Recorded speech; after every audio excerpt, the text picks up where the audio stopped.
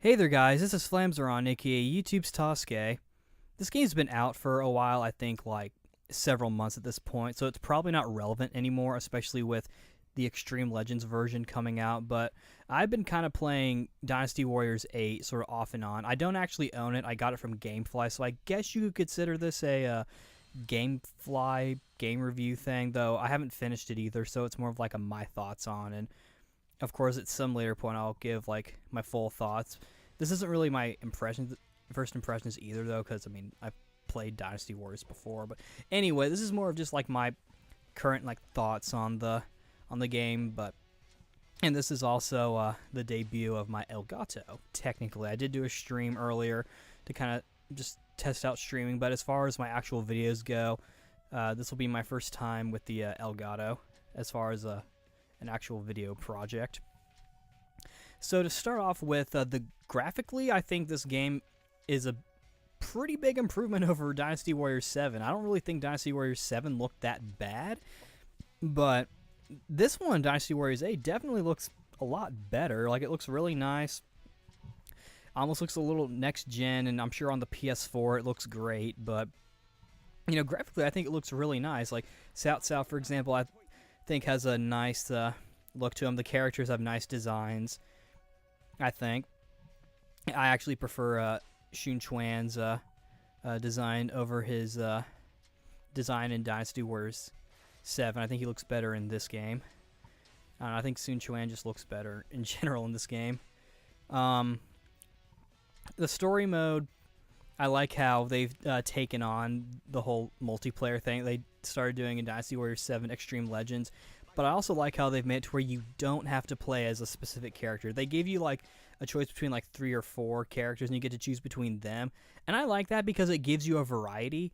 So if you know if you don't want to play with the character who they've currently default you to when you are first selecting your character, but there's a group character in that group that you want to play as or try, then this game, the story mode, will let you try that character out. You don't have to go into free mode and just like mess around and try and figure these characters out. And so far, I've been unlocking everyone. I think you unlock them as you get them in the story mode. I haven't seen if there's an extra mode where you can get people early, like in Dynasty Warriors 7. The voice acting, I think, is also pretty good. And of course, this game has dual audio. I don't really know why they had to patch it in the PlayStation version, because it was supposed to be in the PlayStation version from the get-go, I believe. I did download it, but I enjoyed the English voice acting. For example, Kirk Thornton does a good job as Xiahou Duan, and Yuri Lowenthal does a good performance as usual with Sun Sa. I actually got a chance to interview him, and there will be a link to the interview if you want to take a listen. And be sure to subscribe to the Mizo channel too while you're at it. Anywho, the gameplay, they do change some character styles. For example, Xiahou Duan is the same, Sun Sa is the same. Zhou Yu, he's still the same from doing his little staff thing now since they switched to style. Cao Cao is different.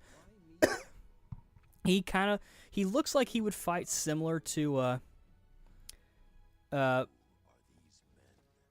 Yu Xiao or Liu Mao, Liu Bei's son, where he has a Chinese sword but he fences with it. But actually, it's done like a standard sword, which I like. I actually like this style more than I did his in Dynasty Warriors 7 in terms of uniqueness. And of course, Shun Chuan still has that style, so it's kind of became his with characters like Sima Zhao and taking over the new sword style. I think it's just supposed to be a straight sword, which is kind of cool. I like how we just have a basic sword type now. I feel like, you know, because a lot of my OCs use swords, and of course for my basic guy, I just want to use a sword, so it's nice to have just a basic sword style from the standpoint of empires. And of course they could change it, and I believe they also have Xiahou Mao, his new weapon, that like rocket spear thing. They give him that, which is a carryover from Extreme Legends or not Empires, and they also give Suma Sumashur. Getting tongue-tied. Sumashur, the guy with the guy with like the black hair and like the weird eye thing. They use his new fighting style as well, which I actually like. I think it's better than his other one. So the fighting styles, they have transitioned pretty nicely, and this game also has some new combos as well, which I think are nice. And the game overall, I think, just flows very nicely. And I feel like the Dynasty Warriors games have been flowing nicely ever since Dynasty Warriors 6. So that's good. As far as the story mode itself, I don't remember too much about the story from Dynasty Warriors 7. Like, I don't remember. I think there are some differences. Like, I think, like, for example, the scene with with Cao Cao, and when he's gonna execute Zhang Liao and Lu Bu, and Lu Bu in Dynasty Warriors 7, Lu Bu's all like, "Let me join you.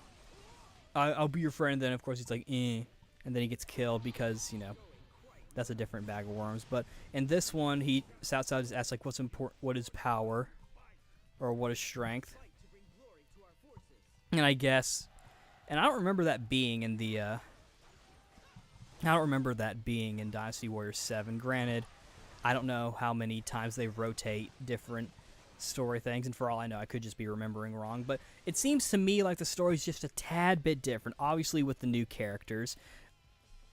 One new character in particular I really like to play as Yue Jin. Yeah, he has the 2 hook swords. He's really fun to play as, and whenever I play as a character that doesn't have a weapon style that I like, I just switch to his instead of switching to, like, the things that I'm used to, like Cao Cao's sword. I switch to Yue Jin's style because it's actually really fun.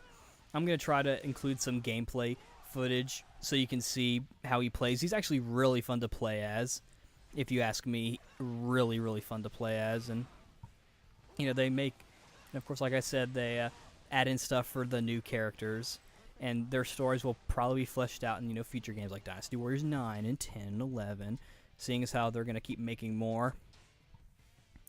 One thing that kind of bugs me a little bit is about, like, for example, or really just with Wei, because, you know, the factions have, like, designated colors.